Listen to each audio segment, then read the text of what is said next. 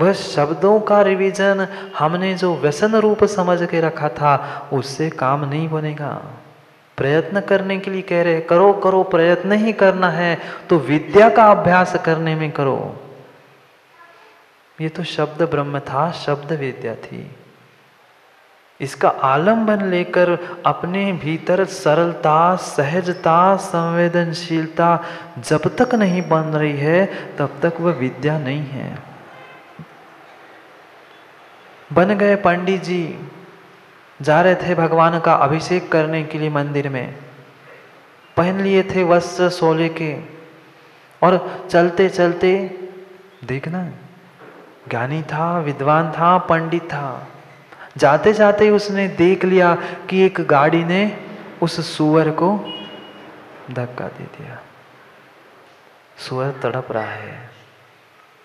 कुबेर जी क्या करोगे, क्या करोगे रवि भैया? मैं तो सोले में हूं, पूजा करने जाना है, उसे छू लूंगा, उसके पास जाऊंगा तो। करने क्या जा रहे थे हरीश भैया? वो पत्थर की पूजा, पत्थर के भगवान की पूजा करने जा रहे थे। सामने पड़ा भगवान आत्मा, तुम्हें नहीं दिख रहा था। विद्या नहीं था, ज्ञान नहीं थे, पंडित नहीं थे। विद्या का अभ्यास करो, सहजता, सरलता, भीतर संवेदनशीलता नहीं है तो किंचित भी तुम्हारी ज्ञानाभ्यास नहीं चल रहा, ज्ञानाभास। खूब पढ़ाई की एक व्यक्ति ने, खूब एकांत में रह के पढ़ाई की, मैं ये पढ़ लूं, वो पढ़ लूं, सब कुछ पढ़ लिया। पढ़ने से ज्ञान नहीं होता, पचाने से ज्ञान होता है। पढ़ने से ज्ञान नहीं होता, पचाने से ज्ञान होता है, और ज्ञान से ही ध्यान होता है, और ध्यान से ही मुक्ति होती है, अन्य किसी से नहीं। ज्ञान ही नहीं है तो ध्यान किसका, और ध्यान ही नहीं है तो मुक्ति कैसे संभव? उस ज्ञान का अभ्यास करो। मां ग्रंथों के ज्ञान की बात नहीं कह रहे हैं, जो भीतर का ज्ञान है, आत्मा का ज्ञान है, उस विद्या की, उस ज्ञान की बात कह रहे हैं। 16 कारण चालू है, पता है? 16 कारण में अभीक्ष्ण ज्ञानोपयोग नाम की एक भावना है। क्या है अभीक्ष्ण ज्ञानोपयोग भावना? मतलब जहां जाए वहां ग्रंथ लेके घूमेंगे। हाँ, ऐसा भी कुछ नहीं इंटरप्रेट कर दिया, ऐसा समझ लिया कि अभ्यास करना, ज्ञानाभ्यास करना मतलब ग्रंथ लो, किताब लो, घूमते रहो। नहीं, वो तो समझो, जानो, और फिर भीतर बैठकर उसका अभ्यास करो, उसकी रिवीजन करो। मैंने क्या पढ़ा, क्या क्यों पढ़ा, और किस लिए मैंने इतना सारा किया। कारण पता नहीं होगा तो हमें कार्य में कोई भी आनंद नहीं आएगा, ना उसका फल पता चलेगा। क्यों पढ़ने की बात कह रहे हैं, क्यों आगम में ऐसा लिखा है, ये जब तक प्रश्न नहीं आएगा तब तक तुम्हारा अभ्यास नहीं है। करो करो विद्याभ्यास। कैसा? वहां सरल, सहज और संवेदनशील होने का प्रयत्न करो। तीनों शायद ही एक साथ हमारे पास होते हैं। कभी संवेदनशील हो जाते हैं पर सहजता भूल जाते हैं, सहज सरल हो जाते हैं फिर सहज संवेदनशीलता भूल जाते। तीनों को जब साथ लेके चलेंगे, क्या करेगा जो समझदार होगा रवि भैया, क्या करेगा? पहले उस सुअर की व्यवस्था बनाएगा, फिर भगवान के पास जाएगा। ऐसा कभी विचार आया मन में? अरे सुअर की छोड़ दो, आदमी को भी टक्कर लग जाए, व्यक्ति सोचता क्या है, मैं क्यों फंसूं, मैं अभी जाऊंगा तो पुलिस कस्टडी, ये वो 10 बार मुझे जाना पड़ेगा, पड़े रहने दो। फिर तत्व ज्ञान आता है, अरे एक जब दूसरे द्रव्य का क्या करता है, उसका उपादान ऐसा था, वो तो गिर गया, अब हो जो होगा उसके पुण्य में वो हो सकता है, मैं किसके लिए क्या कर सकता। होना है सुनिश्चित है। इंद्रजीत भैया केवल ज्ञानी ने गाया है, उनकी बात कैसे मैं टाल सकता हूं? कबर कर लिया अवर्णवाद, केवली का, धर्म का, आगम का, श्रुत का, सभी का। व्यक्ति क्या सोच रहा था, मैं पंडित हूं, मैं ज्ञानी हूं, कह दिया किसी ने, पंडित जी कुछ करो, देखो वो तड़प रहा है त्रियंच आदमी। कहता मैं क्या कर सकता हूं, होता स्वयं जगत प्रणाम। सब डायलॉग हमें याद है, कहां पर कैसे फिट करने हैं। होता स्वयं जगत प्रणाम, मैं करता जग का क्या काम। किसके लिए? जब दूसरा करेगा और मेरा काम किसी ने बिगाड़ा तो हम उसको कहेंगे, तब वो वाक्य याद नहीं आता, तब बिल्कुल नहीं आता, फिर उस पर हम चिढ़ते हैं, उस पर रुष्ट होते हैं, तूने ऐसा क्यों किया, तेरे कारण मेरा काम बिगड़ा। तब चिंतन करो, मां होता स्वयं जगत प्रणाम, मैं करता पर का क्या काम। विद्याभ्यास, ये विद्याभ्यास नहीं था। आया समझ में? विद्याभ्यास और विद्या आभास। लग रहा है कि मुझे विद्या प्राप्त हो गई, विद्या नहीं थी। वास्तव में अगर भीतर कुछ ज्ञान, कुछ विद्या होती, आगम में लिखा है, मूलाचार में मुनिराज के लिए आदेश दिया है, उत्कृष्ट काम तो यही है कि तुम सामायिक करो। और माना कि सामायिक करते करते तुम्हें समझ में आ गया कि बगल में बैठे हुए किसी मुनिराज का स्वास्थ्य खराब है, क्या करेंगे इंद्रजीत भैया? महाराज जी मैं तो सामायिक में हूं ना, मैं तो माला फेर रहा हूं ना, मैं क्यों उसके पास जाऊं? भूल है भूल। जब तुम ध्यान में लीन थे तुम्हें पता ही नहीं था बाहर क्या हो रहा था, तो कोई विकल्प नहीं था, पर तुम्हें सुनाई दिया है, तुम जान रहे हो, फिर भी आंखें बंद करके मैं ना फंसू, मैं सामायिक छोड़ के नहीं जाऊंगा। बस सामायिक नहीं है, नहीं है, नहीं है, ये विद्या का अभ्यास नहीं है, भ्रम है, भ्रम है, विद्या का आभास है। दिख रहा है विद्या जैसी, पर है नहीं है। संवेदनशीलता ही नहीं है बगल के प्रति। किस बात की विद्या? ज्ञान क्या सिखाता है? इतना सारा हम पढ़ रहे हैं, 6 महीने हो रहे हैं, हो गए 6 महीने सुनते सुनते, पर आशय क्या था, अभिप्राय क्या था उस 6 महीने के सुनने के पीछे? अगर अगर हम एक साथ बैठना नहीं सीख पा रहे हैं, हम अच्छे से घर वालों से बात करना नहीं जान पा रहे हैं, तो हमारा ज्ञान किस काम का? पढ़ लिया और पढ़ लिया है, वह स्वाध्याय नहीं है सचिन भैया। ज्ञानाभ्यास नहीं है, ज्ञानाभास है। भास आभास हो रहा है, वास्तविक ज्ञान नहीं है। करो करो ज्ञानाभ्यास, सदौषधे, सदौषधे। दूसरे को सद औषधि देने के लिए प्रयत्न करना। मात्र औषधि कोई टैबलेट ला के देना औषधि है ना? मात्र किसी को टैबलेट लाकर दे देना, गोली दे देना, समय पर हमने घोल बनाकर पिला दिया, ये हो गया वैद्य जी दवाई तुम्हारी, औषध। शब्द भी लिखा इसलिए सद औषधे, मात्र औषध नहीं, सद औषधे। कोई तड़प रहा था, किसी के प्राण जा रहे थे, संजोग भैया ने कह दिया नहीं नहीं मुझे तो खून चढ़ाना ही पड़ेगा महाराज जी, वो मर रहा था। महाराज ने तो कहा ना, तड़पने वाले को प्राणी के प्रति दया कर लो। सो मैं जाके खून चढ़ा के आ गया, खून दान करके आ गया, रक्तदान। औषधि नहीं है, निरामिष द्रव्य की औषधि होती है, इसलिए सत औषधि स्पष्ट लिखा है। भूल से भी भूल से भी भूल से भी मां कृत कारित अनुमोदना मत करना। वह रक्तदान हमारे जैनागम में कहीं भी नहीं लिखा, न शरीर का, न इंद्रियों का, न रक्त का, किसी भी प्रकार का नहीं। कहाँ क्या हो रहा है मत बताओ रवि भैया, मुझे सब पता है। हाँ सब कुछ पता है हरीश भैया, हमें बाहर जाना ही नहीं है, हमें आपको समझाना है और हमें समझाना है कि मेरे से भूल ना हो जाए। आप पूछ रहे हो, कहा रवि भैया ने महाराज जी सुना दो कुछ, सो सुना रहा। दूसरी तरफ दृष्टि मत ले जाना। सद औषधि का ही दान होता है, दूसरा दान दान नहीं होता।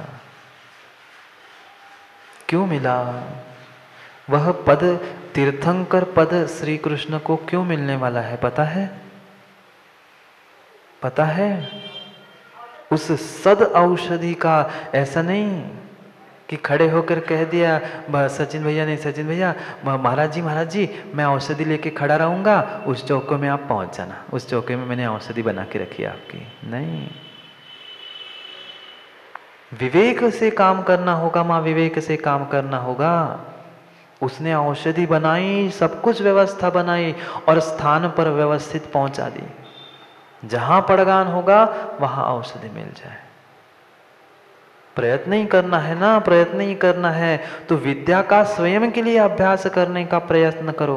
और दूसरे को कुछ देने का अभ्यास करना है तो दूसरे को सद औषधि, औषध दान देने का प्रयत्न करो। आए थे नगर में सुब्रत नाम के मुनि, नगर में पहुंचे थे सुब्रत नाम के मुनि। उनको इतना इतना इतना शरीर में कष्ट था, दुख था, पर उन्होंने मुख से बोला नहीं। श्री कृष्ण ने देख लिया कि अरे मुनिराज को इतनी परेशानी है, इतना कष्ट है, वो मुख से बोल भी नहीं रहे हैं। मेरा कर्तव्य है उनका मैं उपचार कर दूं। कौन ध्यान रखेगा? श्रावक को ही साधुओं का ध्यान रखना होगा। कौन रखेगा? वह नारायण ने उस अपने नगर के अच्छे वैद्य जी को बुला लिया, उपचार कराया, बाहर से अंदर से पूरी व्यवस्था बनाई। मुनिराज का जो रोग था ठीक हो गया, मुनिराज का रोग ठीक हो गया, पीड़ा ठीक हो गई। मुनिराज विहार करके पुनः जंगल की ओर चले गए। जंगल में जाकर बैठ गए। फिर जो वैद्य था और राजा दोनों जंगल में दर्शन करने गए। श्री कृष्ण ने बताया कि ये वैद्य जी है, इनकी दवाई से आपको आराम मिला है, आप स्वस्थ हो चुके हैं। मुनिराज ने कुछ नहीं बोला। व्यक्ति की क्या उम्मीद रहती है? व्यक्ति की यही उम्मीद रहती है कि महाराज बार बार मेरी प्रशंसा कहे, आपके घर में बहुत अच्छे आहार हुए थे, आपने बहुत अच्छे आहार करवाए, ये सुनना चाहता है। हाँ, यहाँ कुछ भी ऐसे करना माँ, जब तक नहीं कोई कहता अच्छी सब्जी बनी है तब तक पूछते कि नहीं पूछते कैसी लगी, कैसी बनी सब्जी, कैसी बनी सब्जी। जब तक उत्तर नहीं आता तब तक पूछते ही रहते हैं। उनको भी इच्छा थी कि प्रशंसा कर दे मुनिराज, आपने बहुत अच्छा किया, बहुत उपचार अच्छा किए। मुनिराज थे, उन्हें ना रोग था तब भी परेशानी थी, न उपचार करने के बाद उन्हें कोई खुशी थी। वे तो अपने ध्यान में थे, लीन में थे, कर्मोदय जानकर अपने उस शांति से उसको भोग रहे थे। वृद्ध था वह वैद्य। उसी समय में पता नहीं क्या होगा, ऐसे परिणाम हो गए, आद्र रौद्र ध्यान से मर गया और उसी जंगल में बंदर बन गया। उसी जंगल में बंदर बन गया। ऐसा ही नियोग होता है, और जैसा नियोग होता है वैसा ही संयोग होता है। ऐसा ही संयोग होता है, ऐसा ही कुछ संयोग होगा रवि भैया अपना पुराने कुछ भावों का। कितने नाते पूते, कितने लोगों ने प्रयत्न किया था चातुर्मास के लिए, पर वहां से भाग के यही आना था, क्योंकि शायद यही 6 महीने कल ताना पानी लिखा था। ऐसा ही नियोग होगा, सो ऐसा ही संयोग हो गया। वह बंदर बन गया। वह बंदर बनने के बाद भी जैसे पुनः उस पेड़ पर पहुंचा, मुनिराज के सामने पहुंचा, उसको जाति स्मरण हो गया। अरे यही है, मैंने इनकी इतनी सेवा की, इतना सब कुछ कर लिया, पर महाराज जी हमारे तो बिल्कुल कहते ही नहीं। 6 महीने से हम सेवा कर रहे, 6 महीने से चौका लगा रहे, महाराज तो हमें देखते ही नहीं है। ऐसे नहीं लगता ना? बोलो ना, ऐसा नहीं लगता ना? लगता है। यहाँ कुछ भी कहो हाँ ना, पता चलेगा। भीतर में बैठ के टटोल कर देख लो कैसे लगते हैं, परिणाम कैसे करते हैं। महाराज जी हम भी तो खड़े थे, हम भी तो बैठे थे, हमारा तो नाम लेते ही नहीं हो छाबड़ा जी। आप तो उन्हीं का 4-6 लोगों का नाम लेते हो। हम भी तो रोज आते हैं, हम भी तो रोज आपके प्रवचन सुनते, हम भी तो रोज पड़गान करते, हमारी तो कभी प्रशंसा ही नहीं करते, हमें तो कभी देखते ही नहीं। लगता है माँ, लगता है। आप कितना भी कुछ कहो, भीतर 5 मिनट 1 मिनट, भले ही 1 मिनट के लिए लगा हो, बाद में संभाल लिया हो अपने आप को, पर 1 मिनट जरूर लगा था। ठीक है, इंसान है, उसको भी लगा था, वो तो बंदर था। मैंने इतनी सेवा की पर उसने कुछ भी नहीं कहा था। बंदर तो बंदर, पहले ही चंचल था, और फिर वो जाति स्मरण हो गया, उसने लकड़ी तोड़ दी और फेंक के मार दी। ऐसी वह लकड़ी लगी, नुकीली थी, उसकी जंग मुनिराज के जंघा में जाकर वह लकड़ी लग गई, खून बहने लग गया। बंदर सोच रहा था कि मुनिराज कुछ तो करेंगे, उस लकड़ी को निकालेंगे, फेंक के मुझे मारेंगे, कुछ तो प्रतिक्रिया करेंगे। पर अर्घावतारण असी प्रहारण में सदा समता रहे। तुम अर्घ भी घुमा देना, चाहे तलवार लेकर उनको मारने के लिए दौड़ जाना, वह सच्चे भाव लेंगे मुनिराज, कभी विकल्प नहीं करेंगे विकल्प। हाँ, आ गया कुछ क्षण का, कुछ समय का, क्योंकि ये भी भूल मत कर लेना माँ, अनंतानुबंधी कषाय का अभाव नहीं हुआ है। नहीं तो एक समय के लिए, कुछ मिनट के लिए करते हुए दिख गए तो प्रमोद भैया क्या कहेंगे लोग, ओह कषाय कर दी महाराज जी, गए, भावलिंगी नहीं बचे। हाँ, कहना जरूरी है, कहना जरूरी है। अंतर्मुहूर्त कषाय पर अनंत, वो संजलन की सत्ता है वहां पर, संभाल लेंगे तुरंत अपने आप को। भीतर आया होगा, जरूर विकल्प आया होगा, पर फिर भी उन्होंने अपने आप को संभाला। उसको लगा, फिर याद आ गया, मैंने तब उपकार किया था, तब भी उन्होंने कुछ नहीं किया, आज मैंने अपकार किया है, फिर भी उन्होंने कुछ नहीं कहा। उसे पता नहीं क्या हो गया।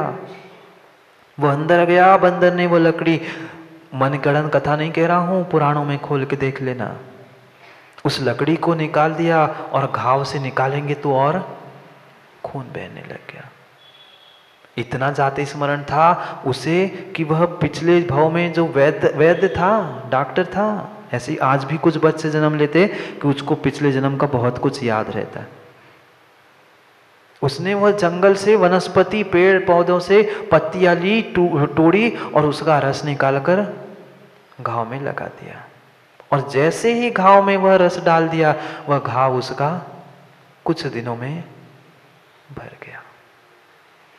कहने का उद्देश्य इतना ही था, वह औषधि तब भी कराई थी, अब भी कराई थी उसने, कि हम कैसी कभी ऐसी औषधि देने का प्रयत्न करते हैं? नहीं, ये तो पेट में जाने वाली औषधि है, कुछ औषधि कान से भी देनी पड़ती है। ललित डॉक्टर गायब थे।